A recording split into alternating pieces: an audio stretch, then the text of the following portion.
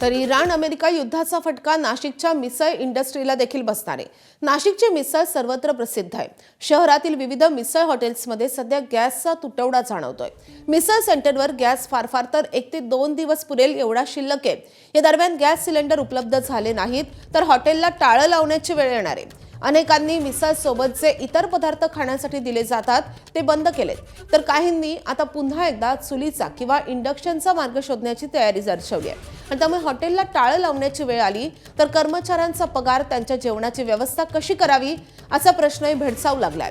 अशीच अवस्था शहरातील मोठ्या हॉटेल व्यावसायिकांची झाली आहे।